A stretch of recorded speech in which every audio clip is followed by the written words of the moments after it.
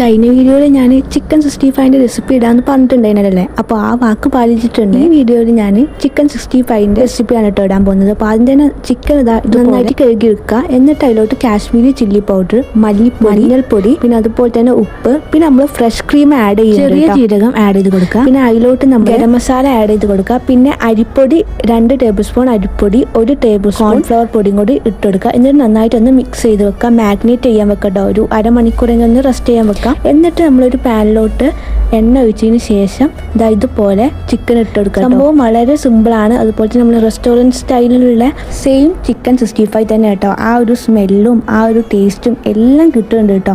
നമ്മൾ ഇതിലേക്ക് തൈര് ആഡ് ചെയ്ത് കൊടുക്കുന്നില്ല. തൈരിന് പകരമാണ് നമ്മൾ ഫ്രഷ് ക്രീം ആഡ് ചെയ്ത് കൊടുക്കുക. നിങ്ങൾക്ക് വേണമെന്നുണ്ടെങ്കിൽ തൈര് ആഡ് ചെയ്ത് കൊടുക്കുക. എൻ്റെ കയ്യിൽ ഇല്ലാത്തതുകൊണ്ടാണ് ഞാൻ ഫ്രഷ് ക്രീം ആഡ് ചെയ്ത് കൊടുത്തത്. പക്ഷേ സംഭവം സെയിം ടേസ്റ്റാണ്, ഒരു കോംപ്രമൈസും ഇല്ല. അപ്പോൾ വീഡിയോ ഇഷ്ടപ്പെട്ടാൽ ലൈക്ക് ചെയ്യുക, ഷെയർ ചെയ്യുക, സബ്സ്ക്രൈബ് ചെയ്യുക. എന്തായാലും ഒന്ന് ട്രൈ ചെയ്ത് നോക്കട്ടോ. ബൈ.